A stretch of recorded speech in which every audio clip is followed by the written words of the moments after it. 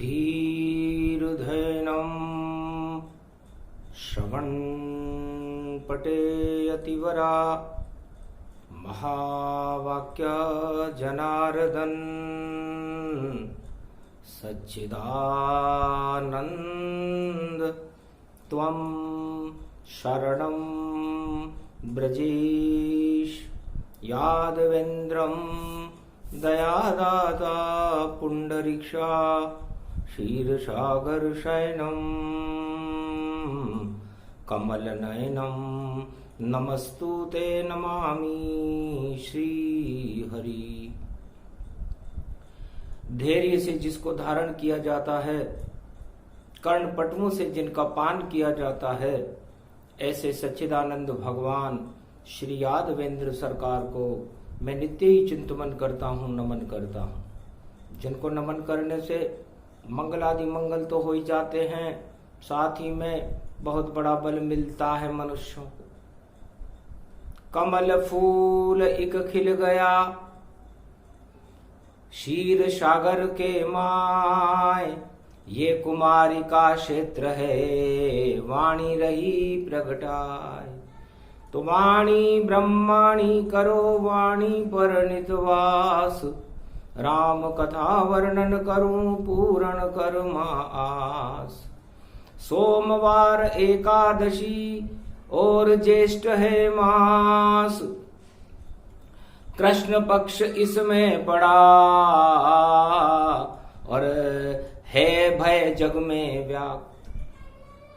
सारे जग में भय व्याप्त है महामारियों का, अधर्म का दौर है। और बंगाल की खाड़ी में तूफान देखो एक आया है। अरे अम्मा याद दिला देगा पर ईश्वर ने उसे भगाया है। अम्मान नाम है तूफान का भी, अम्मा याद आ जाएगी। और अ का मतलब है दीन बंधु, ये राम जुबा छा जाएगी। तो राम नाम लेते रहो और बच जाए भारत धाम। और कैसा भी चक्रवर्ती तूफान हो उसे भोले कर दे निष्काम। ओम नमः शिवाय, हर हर महादेवाय, पशुपति नाथाय, नीलकंठाय, काशीपति विश्व विशंभरम। ओम महाकालेश्वराय, विघ्न विनाशो दया दृष्टि दतो दातो प्रत्यमुक्तम जीवन मुक्तो नमः शिव। हर हर महादेवा नतमस्तके नमामयम्। ओम नमः शिवाय। ओम रुद्र रुद्राय एकादश रुद्राय घगगम नीलकंठे यगगम महाचुंड मुंडाय चमुंड त्रिपुंड तिलकम महाचतुरो चतुर्मुखारविंदम चतुराननो महानम नमस्तुते नमः शिव। वेद मंत्र कुमारिका क्षेत्र से और मारकंड मुख निकला,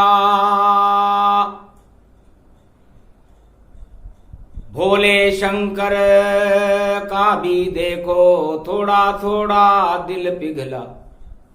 प्रकट हो गए कुमारिका क्षेत्र में और एकादशी को भोलेनाथ।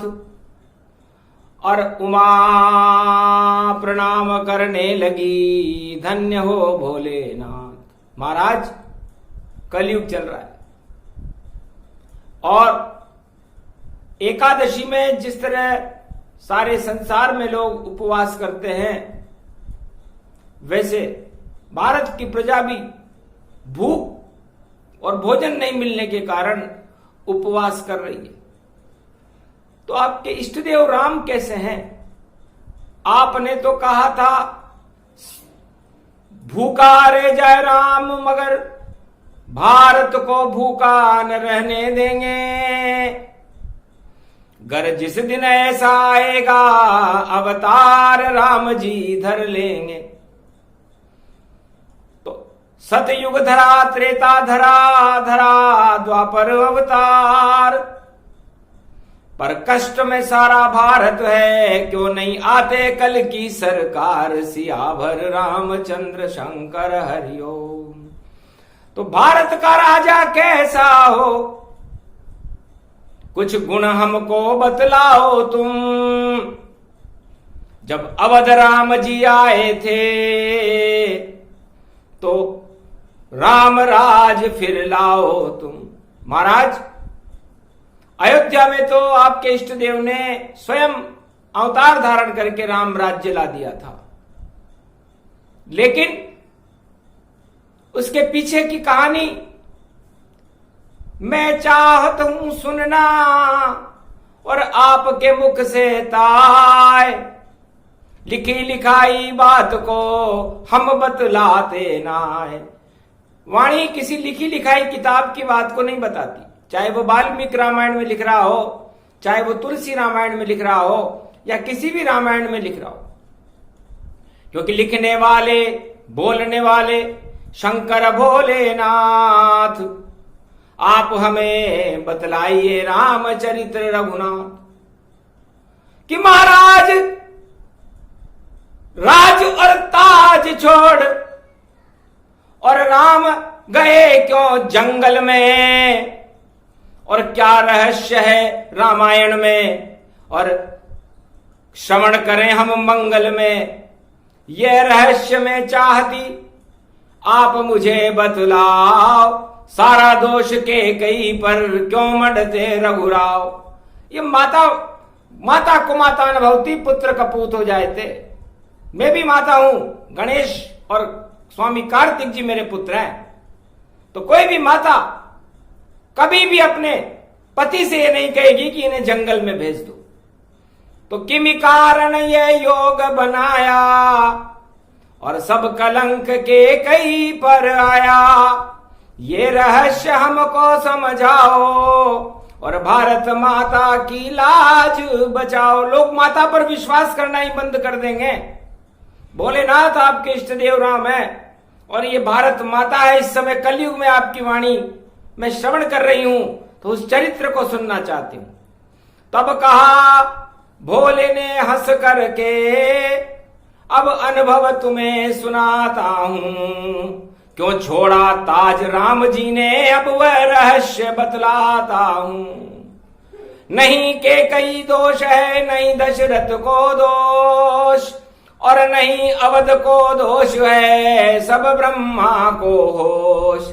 जो लिखा ब्रह्मा ने रामचरित, और वाल्मीकि लिख पाया है। तुलसी ने भी वही लिखा, और सबने उसे सुनाया है।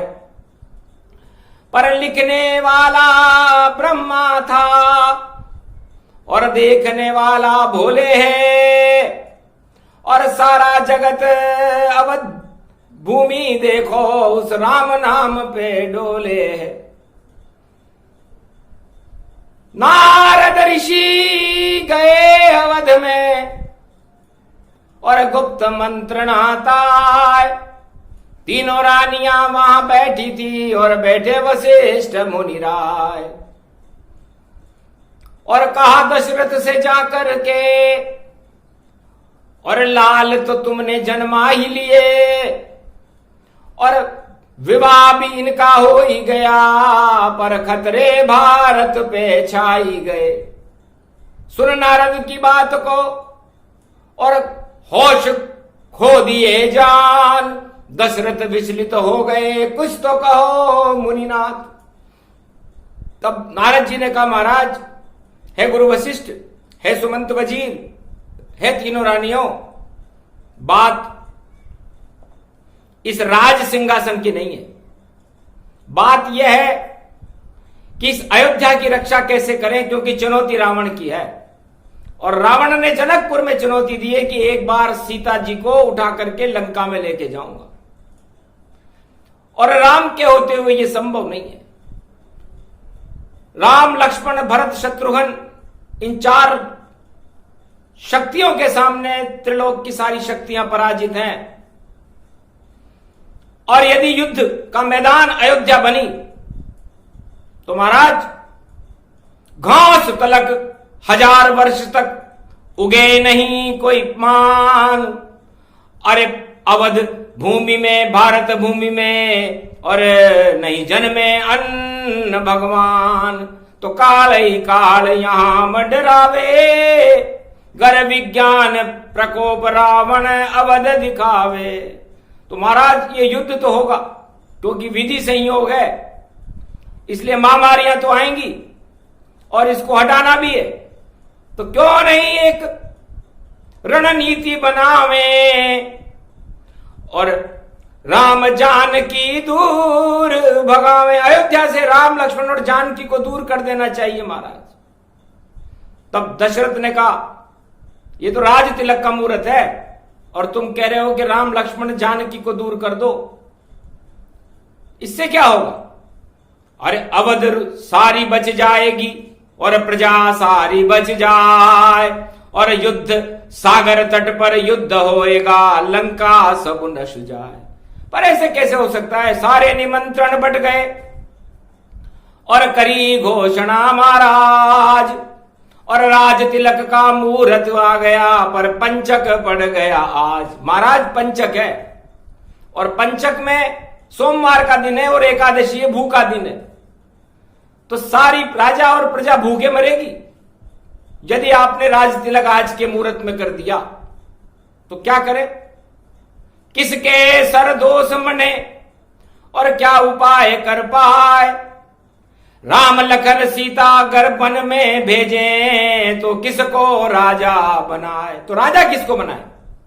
तो महाराज बताता हूं युति अब, और धन्य धन्य मात के ये, और जिसके गर्भ से पैदा लाल हुआ वह भरत लाल खुद वेदेही है।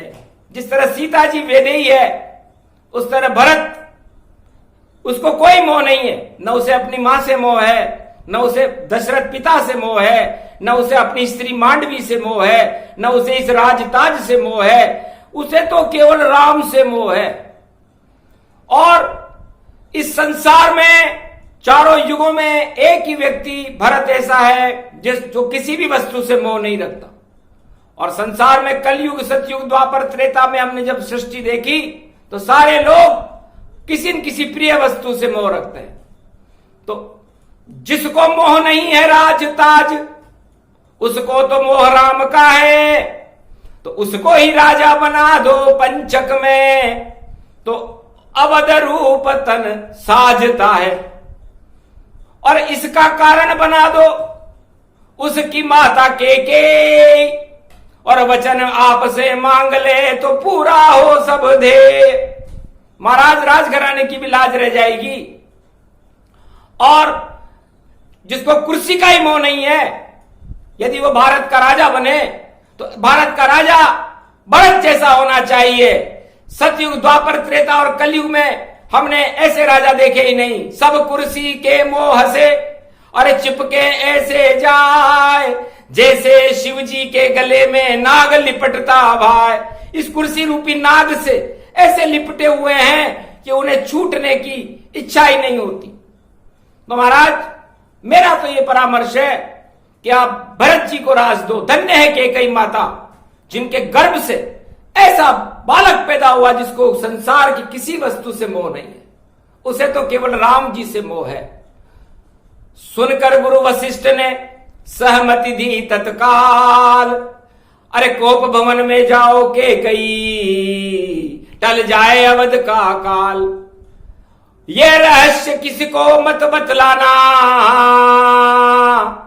वरना अवध का राज बिगड़ाना। सारा अयोध्या और भारत का राजधर्म बिगड़ जाएगा।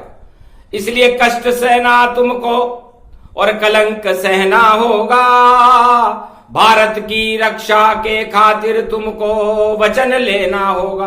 तो वचन मांगिए दशरथ से और भरत देओ तुम राज, और सन्यासी बनकर दो बालक जंगल जाओ महाराज। तब दशरथ जी से यह बात सहन नहीं हुई। तब उन्होंने कहा महाराज राजा भी नहीं बना रहे आप मेरे लड़के को, और सन्यासी क्यों बना रहे हो? कि महाराज रहस्य गुप्त भारी, सन्यासी इसलिए बनाया है कि सन्यासी को कोई क्या लूटेगा, कोई लुटेरा पास तक नहीं आया। कि संत हृदय नवनीत समाना, रामचंद्र प्रगटे भगवाना। संतों का हृदय तो मक्खन होता है। तो जो भारत के राजा बनेंगे विजेता होने के बाद, उनका हृदय कुर्सी से चिपकने जैसा नहीं हो, नवनीत के समान हो, मक्खन के समान हो, सारी प्रजा का कल्याण करे। बाकी सारे राजा अपना और अपने परिवार का कल्याण करते हैं, ये वेद प्रमाण है, किसी भी युग में हो। तब का सहमत हूं आपकी बात से, चाहे मेरे 2 लाल जाए वनवास, और अब मुझको चिंता नहीं, और अवध राम प्रकाश, चाहे मृत्यु मेरी भी और हो जाए विरह में राम, तो भी निश्चित करूंगा भारत बचाने का काम। तो ये रणनीति वहां पर बनाई गई थी उमा जी। तो संत बन गए ताज छोड़कर, जंगल गए महाराज, राम लखन और सिया ने किया बहुत बड़ा काज, सिया भर रामचंद्र शंकर हरिओम।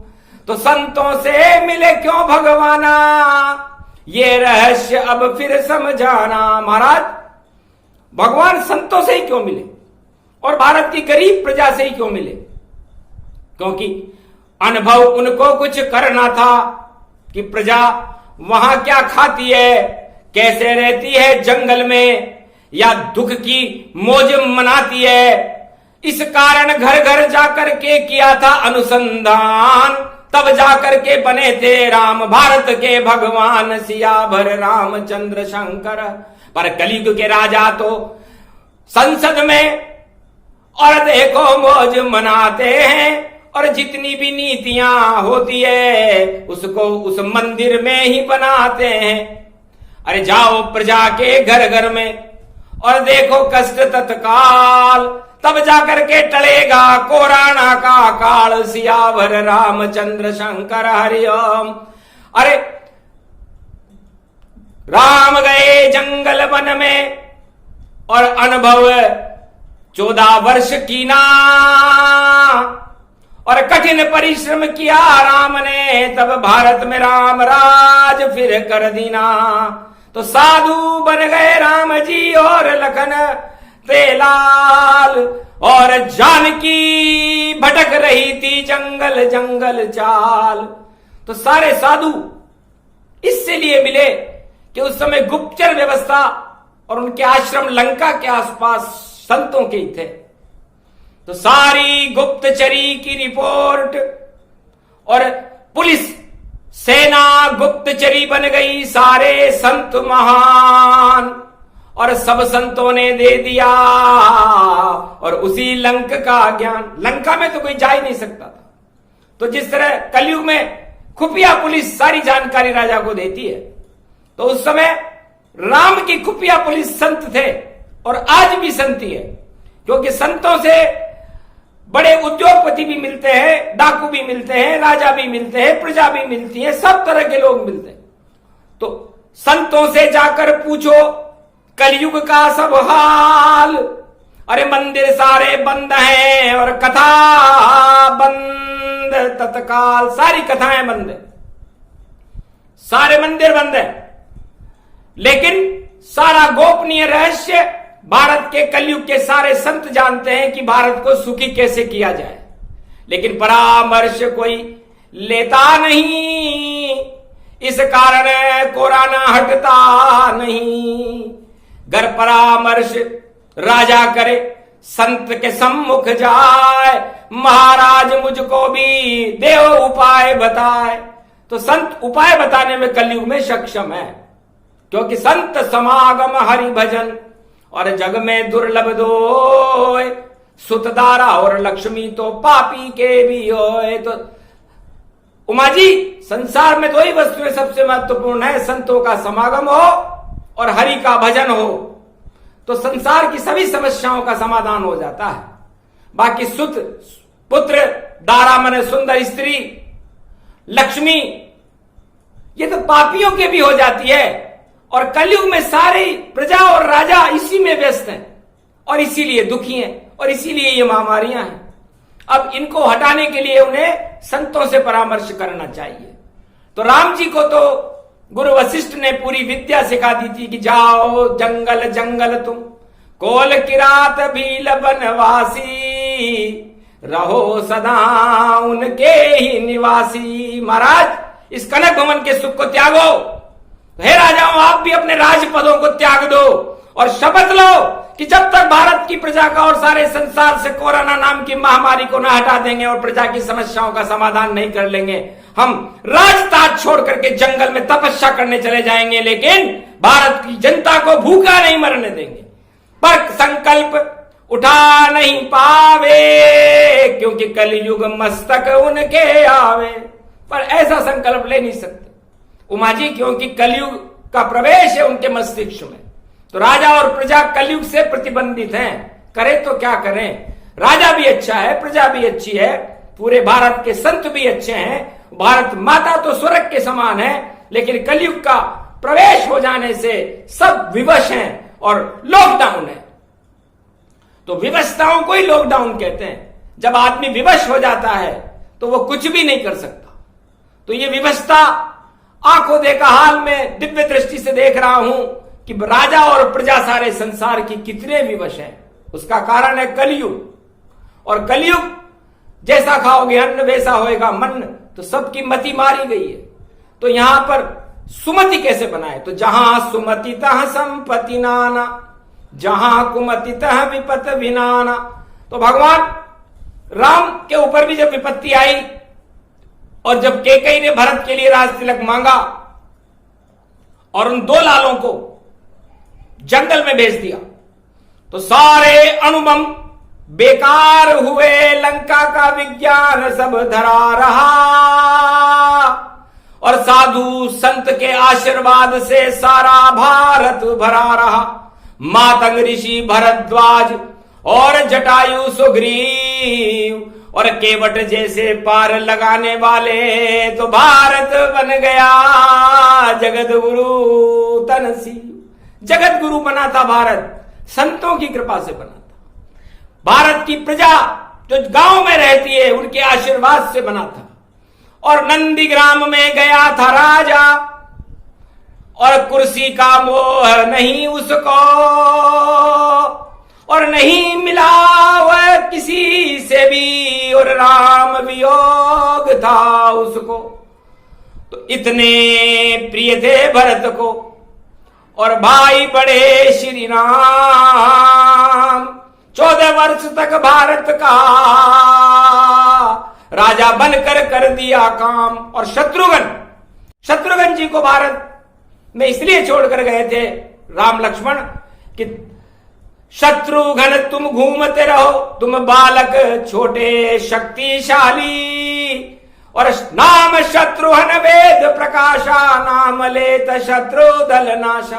तो चाहे कोरोना नाम की महामारी हो, चाहे कैसी भी समस्या हो, रामायण में तुलसीदास जी ने ये चौपाई अंकित की है कि जब कोई शत्रु प्रबल हो, चाहे वो चक्रवर्ती तूफान का शत्रु हो, चाहे वो आर्थिक चापक्रम का शत्रु हो, चाहे वो कृषि उत्पादन का शत्रु हो, चाहे सीमा पर कोई शत्रु हो या किसी रोग का शत्रु हो, तो शत्रु को नाश करने के लिए उपाय पहले ही रख गए थे अयोध्या में कि नाम शत्रुघ्न वेद प्रकाशा, नाम लेत शत्रु दल नाशा। शत्रुघ्न शत्रुघ्न शत्रुघ्न 3 बार शत्रुघ्न का नाम भारत की प्रजा 1.25 अरब लोग यदि लें तो सारी आर्थिक चापक्रम, कोरोना नाम की महामारी और सारे संकट, क्योंकि सारे संकटों की जड़ अर्थव्यवस्था है।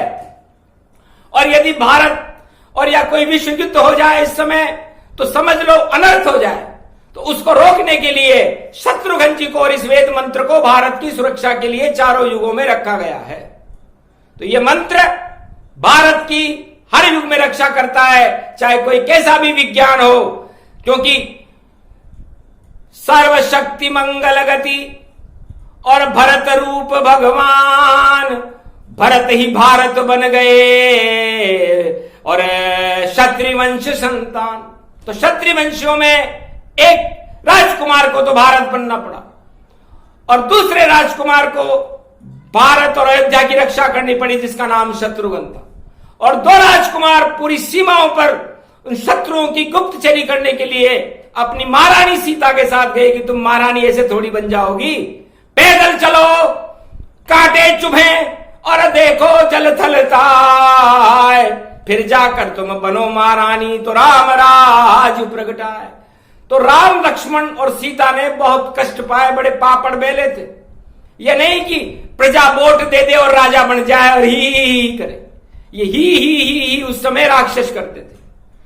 ताड़का और देखो सूर्पणखा ही करती थी, और इतनी राम ने दिखाई उनको शक्ति कि तुम हिफाजत अपनी नहीं कर सकती थी, तो ही में ही देखो, और देखो सब पलटाए, नहीं हिफाजत कर सका लंकपति, रावण गया मर जाए। तो ये ही उस समय हिंदुस्तान की नीति नहीं थी। हिंदुस्तान की नीति थी कि ही को हटाओ, जो भारत और हिंदुस्तान को चुनौती दे उसको हटाओ। तो हिंदुस्तान को चुनौती उस समय ये ही करने वाले ताड़का, ही करने वाले खरदूषण, ही करने वाली सूर्पणखा और ही करने वाला रावण, इन सब हिंदुस्तान को चुनौती दे रहे थे कि इतना विज्ञान पास मेरे और मटिया मेट बना दूंगा, अगर विज्ञान चलाऊं भारत पर तो भारत को मिट्टी मिला दूंगा।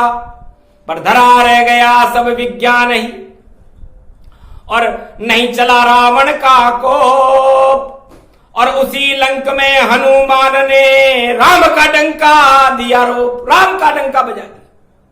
तो कहने का मतलब यह है कि राम लक्ष्मण शेर थे भारत के, और शेर जंगल में ही दहाड़ते हैं, और उस दाड़ को उन्होंने पूरी भारत की सीमाओं में और जंगल जंगल में और सारी भारत की प्रजा का ही भय निकाल दिया कि दो शेर ही काफी है रक्षा में, और ऐसी दाड़ हम लगाएंगे, मत करो चिंता भारतवासियों, तुमको ये दो शेर बचाएंगे। तो दो शेर और एक शेरावाली और जान की शक्ति महान, शेर पे उन पे बैठ गई तो डंका बज गया, राम सियावर रामचंद्र शंकर हरिओम।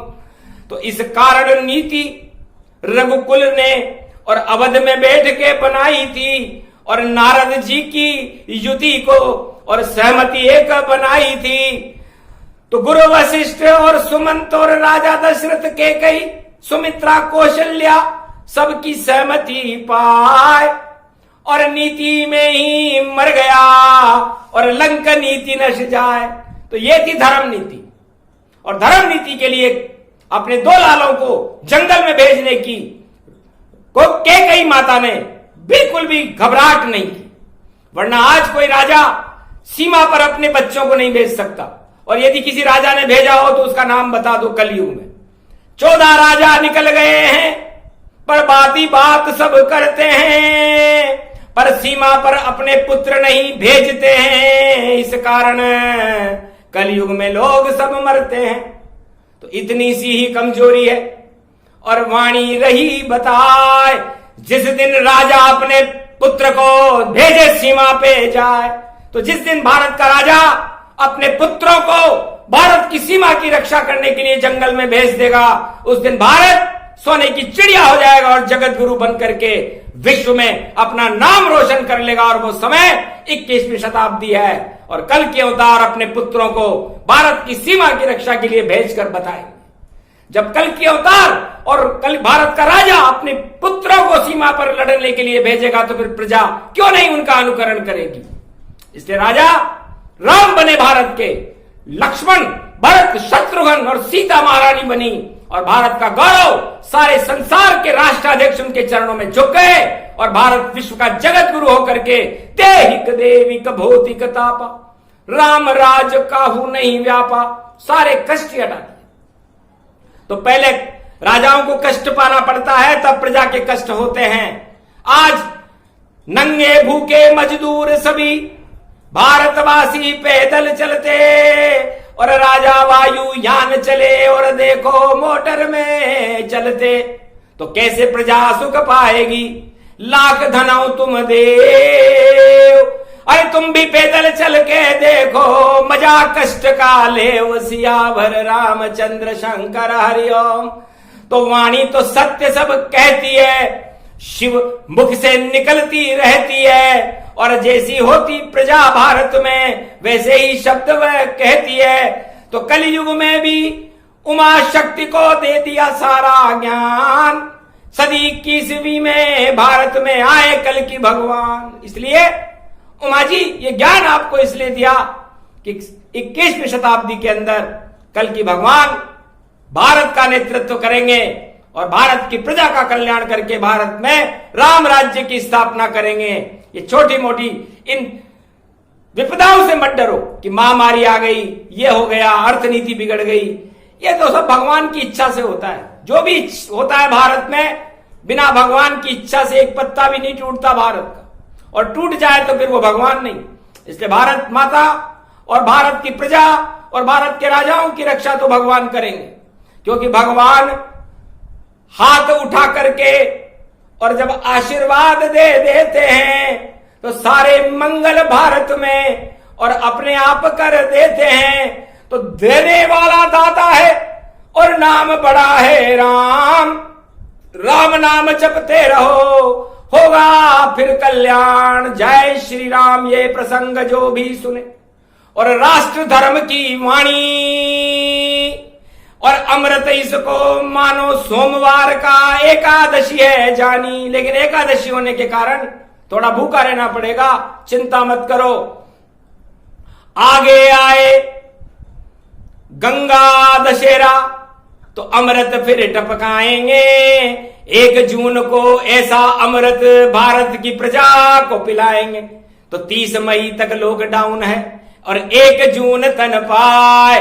अरे गंगा लेने भागीरथ खुद शिव जी की शरण में आए। तो है उमा, 1 जून को भागीरथ गंगा लेने आएगा हमारे पास कि हमें गंगा दो, हम तरण तारण पावन बनाना चाहते हैं भारत को। तो फिर मैं ऐसी गंगा दूंगा, धर्म की गंगा दूंगा, भक्ति की गंगा दूंगा, धन की गंगा दूंगा, और सारी शक्ति की गंगा दूंगा, कृषि की गंगा दूंगा, और राजा और प्रजा में बुद्धि की भी गंगा दूंगा, ज्ञान की भी गंगा दूंगा। और जब वो गंगाएं भारत में बहने लगेगी तो भारत का कल्याण भगवान राम मेरे इष्ट देव कर देंगे। जय श्री राम।